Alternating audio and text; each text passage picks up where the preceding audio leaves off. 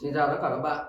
Hôm nay tôi xin trân trọng giới thiệu với các bạn chiếc âm ly bán dẫn mà tôi copy của một hãng âm thanh high-end, đó là Gold Moon. Chiếc âm ly này là copy của Telot 2500. Hiện tại hãng Gold Moon đang bán với giá khoảng 5 tỷ đồng tại Việt Nam, tương đương với 200.000 đô. Mà tôi đã copy thành công. Nó được làm từ năm 2012 đến nay là vừa tròn 10 năm. Sau 10 năm thì nó vẫn hoạt động tốt, mọi sự gần như là hoàn hảo. Thế, trong nhiều năm trước thì có nhiều DI trên thế giới cũng như ở Việt Nam email, gọi điện, nhắn tin cho tôi, yêu cầu tôi là chia sẻ cái thành quả và những cái công việc mà đã clone chiếc âm ly này. Ở trong diễn đàn đi thế giới thì họ gọi cái âm ly này là the best of âm ly mà tôi đã từng nghe. Thì về lịch sử cái âm ly này thì nó có rất nhiều điều đáng phải nói và nhiều điều phải làm, và các chi phí cũng rất là lớn.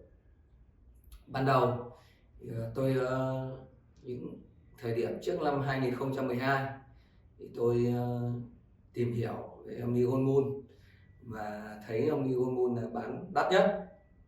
Và sau đó tôi đã lên chỗ anh Hoàng Hải và nghe thử, và đi một số nơi có một số người cũng có âm ly Gold Moon và nghe thì tôi thực sự là mê mẩn âm thanh của nó.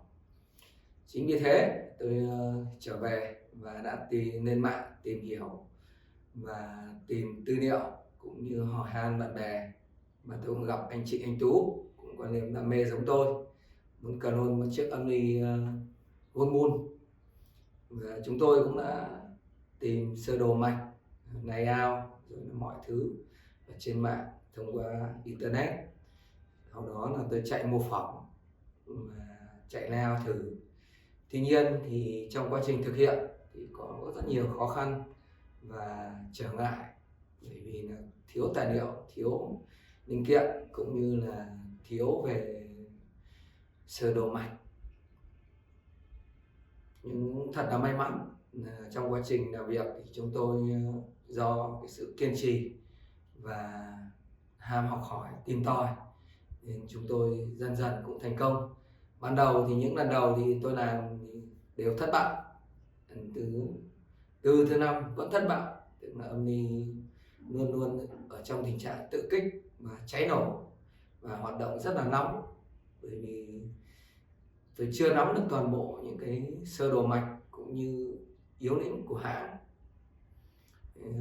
Bên cạnh đó thì những anh em ở diễn đàn VNAV cũng là những người phải chịu trận thay tôi về những vụ cháy nổ cũng như những cái thiệt thòi về thời gian và tiền bạc đầu tư cho cái sản phẩm trong những lần đầu. Sau lần thứ 5, thứ 6 thì tôi vẫn chưa thành công. Có một cái dấu ấn rất quan trọng, đó là một lần có một anh bạn là anh Khánh ở trong Nghệ An. Anh ấy nói với tôi là ở trong Nghệ An có một cái chiếc âm ly Telot 400 của anh Phước, mà em hãy vào đây xem và nghe xem có học hỏi được gì không.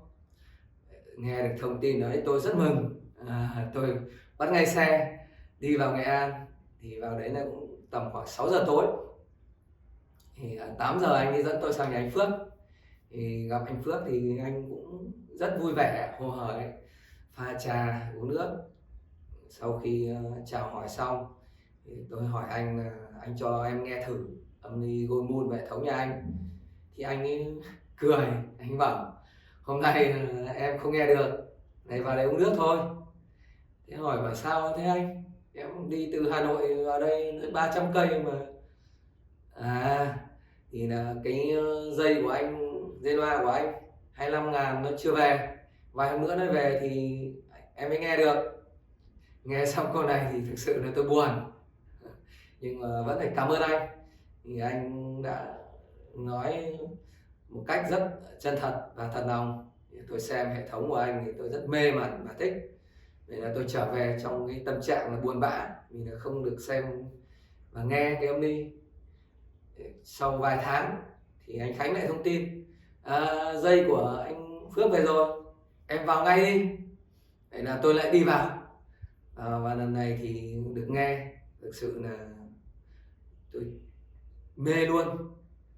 Mà tôi về, sau lần đó tôi về tôi lại làm tiếp layout tiếp lần thứ 6 thứ 7, mà lại chạy mô phỏng tiếp, vì tôi cũng được nghe cái âm thanh, được càng nghe càng thích, vì nó có sự sang trọng nhất định trên hệ thống, đặc biệt là nghe nhạc cổ điển thì nó rất hay luôn.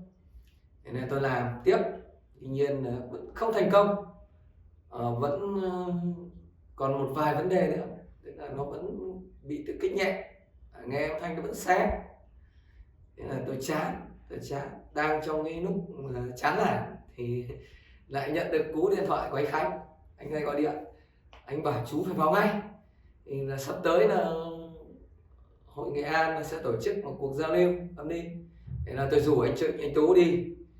Giữa đường là đón anh ấy, ở giữa đường hai anh em vào thì giữa hội trường anh Phước bảo với tôi câu là: Thao, em xem nào, mở Telot ra mà xem có gì học hỏi được không.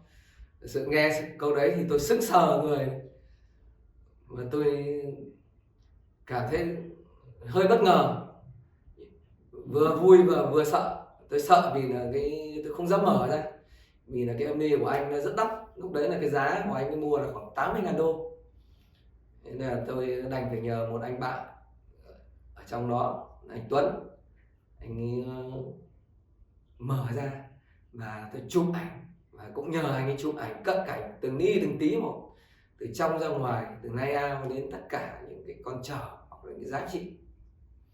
Nên là tôi trở về, tôi và Trịnh Anh Tú trở về Hà Nội, và hai chúng tôi đã bắt tay vào, bắt đầu nghiên cứu layout.